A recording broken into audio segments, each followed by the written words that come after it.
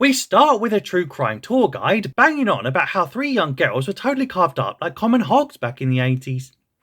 As redhead Tiffany Clark was first killed in her garage, Marissa Song was then off in an isolated cabin, and Heather Hernandez was slaughtered outside of an amusement park. And this Chris Dubasage fella says the Sweet 16 serial killer, what loves shanking up 16-year-old girls 16 times because reasons, was never cool, and is totally still at large to this day. Anyway, we then meet teenager Jamie Hughes, whose mum Pam just can't believe her daughter has put up a new poster of her old high school classmate who now leads a hardcore rock band called Killer Instinct, nor that she's off to go see their new concert tonight. And after mocking her dad's tragic Halloween costume, which is supposed to be Zac Efron somehow, her overly protective and paranoid mama just wants to make sure her kid's safe, given what she went through as a teen in the 80s. And no, I don't mean trying to dodge the AIDS epidemic. But Jamie just tells her to stop whining about all her friends getting murdered 30 odd years ago and get over it already. But hilariously, said overly protective mummy gets herself shanked up that very night after the Sweet 16 serial killer randomly returns, also because reasons. And despite her pulling a Laurie Strode from Halloween 2018 and saying she's prepared for this very event for 3 fucking decades, she still gets totally slaughtered and barely lasts 5 minutes with the fella who looks like the bastard love child of Kiefer Sutherland and Max Headroom from back in the day. No!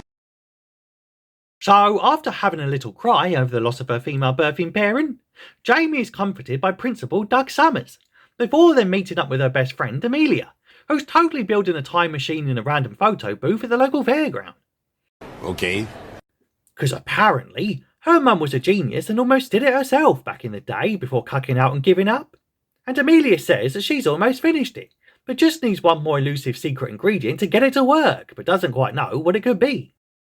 And before you can say, could it be magic now? They soon theorise that if they go back to Halloween 1987 and stop the killer from doing a bunch of bad things back then maybe they can save that overly protective paranoid mum from getting butchered in 2023 despite her having prepared for that day for 30 fucking years. Anyway, later that night, her dad called Blake tells her to stop listening to that true crime podcast, because that Dubasage fella was a total pillock back in the day, given he used to channel the energy of current day Netflix and turn tragic murders into crass entertainment. And Blakey boy then talks about how he only got with Pam after finishing college, and the pair probably wouldn't have lasted if they shacked up together in high school, and thus their life together could have been totally different.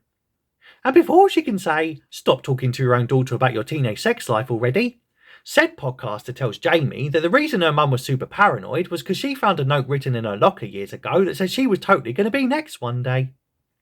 And after she tries to tell her best friend Amelia about all this utterly mental shit what's going on, Jamie ends up getting attacked by that Sweet 16 fella, and because he's a bit rusty after only killing one little soccer mum after a 30-year hiatus, he totally misses his intended target and stabs up an innocent photo booth, and instantly sending poor Jamie tumbling through dimensions and shit. And instead of being totally flabbergasted about being the first human being to successfully fucking time travel, she just instantly calls out an old ginger for wearing a misogynistic t-shirt, because insufferable won't kill Joyce, bro. And after doing some more liberal scoffing at the name and logo of the school's racially insensitive and hilariously un-PC sports team, she asks the receptionist to join the class regardless, and is pretty shocked to see said receptionist just nonchalantly sign her up, and totally buy her phony fakey cover story about being a Canadian transfer student without doing a single background check to corroborate the story, and just wonders how the casual 80s attitude to official administrative paperwork could be so friggin' lax. So she promptly attends her first gym class, and totally sees the 3 future murder victims what are due to get carved up like common hogs any day now. But much like my Tinder date last night, she just whines about her mummy issues whilst taking a few rough balls to the face. Anyway, she soon meets a teenage version of her deaded mummy, and turns out this young Pam chick is a total bitch and the lead mean girl of the high school clique. Whilst local ginger Tiffany says they need to go set up for the party this evening. The very same party that Jamie knows is where the pretty young redhead ends up being a total deadhead tonight. So she ropes in the younger version of Amelia's mum called Lauren to help her stop the party and totally change history. Because this chocolate chick was the super genius what almost built a time machine before she randomly gave up because reasons. And she feels pretty stupid about only now realising that all she needed was an extra metal conductor to complete her potentially world-changing invention. and could be off on interdimensional time travelling adventures by now if she'd only just stabbed up a machine with a giant fuck-off blade. No! And Lauren soon explains that if she changes anything in the past, then things will inevitably change in the future. Kinda like the butterfly effect. Though hopefully any new reality that's created will be without that awful Ashton Kutcher movie. Bruh. Anyway, they eventually arrive at the party to try and prevent a future hate crime against an innocent ginger nut, and soon meet a younger, dorkier version of Principal Doug Summers who's out here getting bullied like a right Mel. Because it might not look like it given he's getting smacked up by a jock, but he totally does self-defense and wears a nerdy necklace what's totally a replica of the world's first ever microchip. Was some shit. And after sneaking in around back, Jamie also sees a younger and hunkier version of her own dad, who's totally now dating said ginger nut whose time is totally running out. But they soon have a Barney in the kitchen, so naturally, she promptly gets off upstairs with wannabe rocker Eddie Royal. You know, that future lead singer of hardcore rock band Killer Instinct, what Jamie was heading out to see the night her mum got totally murked. But after she says she don't do BJs because, quote, that's where you pee from, and honestly, who can blame her? Eddie throws his hands up and gets the heck out of Dodge, whilst the naughty killer bloke soon turns up and stabs the poor redhead 16 times on a small waterbed. And unfortunately, Jamie couldn't quite prevent it, because in her time, she seemed to remember Tiffany supposedly being killed in the garage, and so promptly checks the true crime website on her phone to confirm it. Jamie realises she somehow changed the timeline when she only finds a random couple bonking in there, and she's totally too late to save another redhead from getting removed from a mainstream film. Damn! Later, Jamie makes up a cover story about how she seems to know the future by telling a traumatised Pam that she has psychic visions of morbid deaths and they're all totally in danger, and so better start listening to her pronto, because her mate Marissa is going to get shanked up real good, and this time in a small cabin in the woods.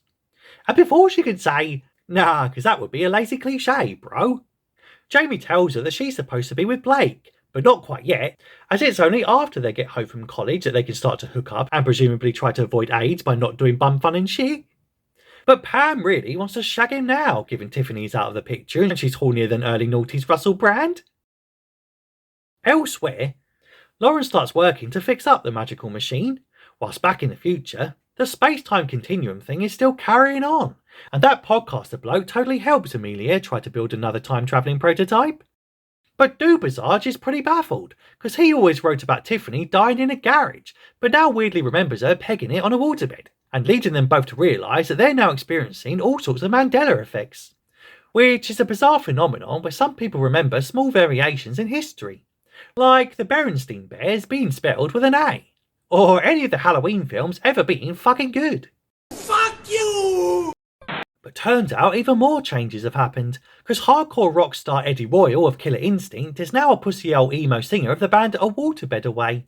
And shockingly, Dubazage also shows her the old crime scene photos, what now have a hidden message in them, given Jamie told them all about the knife being a secret ingredient needed to make the time machine thing work. Anyway, back in the past, the gang talk about their dead friend called Fat Trish, which naturally triggers the utter soy out of this Gen Z woke tard what loves policing politically incorrect language in previous decades what she weren't even born in, because Flabby Trish recently died in a tragic drink driving accident and she. So, trying to avoid the second girl's death, given there's a killer on the loose specifically targeting their friend group, Jamie tries to get the girls away from going to any sort of isolated cabin in the woods where Marissa is due to get deadly tonight. But in a shocking twist, what no one could ever see coming, they end up driving to an isolated cabin in the woods despite there being a killer on the loose specifically targeting their friend group, because reasons. And after being distracted by trying to stop her parents from hooking up too soon and potentially changing too much of the timeline, the naughty Kiefer Sutherland cosplayer who loves doing a bunch of hate crimes suddenly reappears, and soon gets back to his old tricks by chucking a small Asian down a flight of stairs, before changing things up and stabbing Heather first this time, instead of that dopey Marissa bird. Anyway, the next day, Lauren says that Jamie now just has 7 hours till she's totally stuck here forever. Because science, bro. And Jamie totally bollocks her younger parents for getting too horny too soon, whilst future rocker turned emo cuck Eddie just whines about how he's now totally traumatised by how it could have been him what got slaughtered on a small waterbed. And the reporter just mocks a poor bloke with clear PTSD for daring to show some pussy old emotion on national TV. Later, Doug turns up again and randomly reminds us how he took karate for 8 years, and so they're all totally safe with him.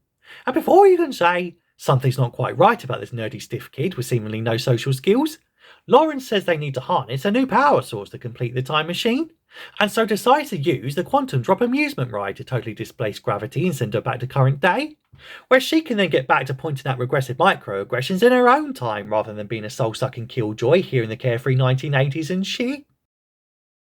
So, because Heather was supposed to die here at the Halloween Carnival in the original timeline, the group uses the still living Marissa to lure the Sweet 16 killer into a haunted house attraction, where the whole gang soon do a super secret sneak attack, and promptly slice him through the chest with a giant fuck off scythe, before finally revealing his super secret identity.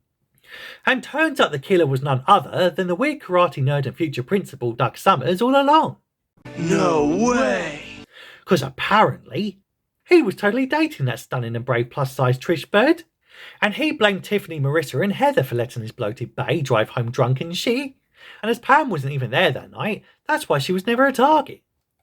Naturally, Jamie is totally baffled as to why Pam would then receive a threatening note if she wasn't even there that day, when suddenly, some surprise fucker goes and slits Marissa's throat.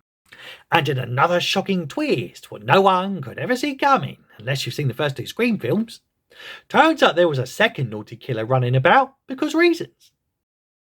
And after Lauren takes her back to the quantum drop to get home before the arbitrary deadline expires, Jamie says she can't really leave without making sure her mum's safe from this random second killer what's just appeared using the time machine from the future what Amelia finally made. But said second killer what's just appeared from the future using the time machine what Amelia finally made totally reappears. And turns out it was that true crime tour guide bloke what killed Pam in 2023, and who also forged the note that led to her becoming super paranoid and shit. And he did all this just to reignite interest in the legend of the Sweet 16 serial killer, so that he can get a ratings bump on his shitty podcast and presumably gain a few more subs on his YouTube channel. Nice. And after they have a final face-off, Jamie stabs him up and throws him into the deadly forces of the activating time machine. And once returning home to her own time, she reunites with her parents who are both now A-OK. And her mum is no longer overly protective, paranoid or even dead because wibbly wobbly, timey-wimey stuff. And we end with older Lauren and daughter Amelia also reuniting with the time-travelling blonde who was somehow both of their best friends in their own childhood. A super genius Lauren, who built the world's second first ever time machine, tells her that she waited 35 years to see who was going to come out of that quantum drop ride, but simply got the timing wrong because of daylight savings and totally slept in. And because she failed miserably at keeping her parents apart till after college like in the OG timeline, she now has a 34-year-old homosexual brother called Jamie. And worse, her name is now frigging Colette. And that's it. That's the movie. Though my favourite part was how this supposedly progressive and socially conscious new modern horror flick went and made the savage killer a black man, but also let him do it all in whiteface for shits and giggles. But anyway, that's a plot and that's your lot. Considering that mail thing so you don't miss any future recaps. Tell me if you like this flick in the comments if you have time, and I'll see you in the next one.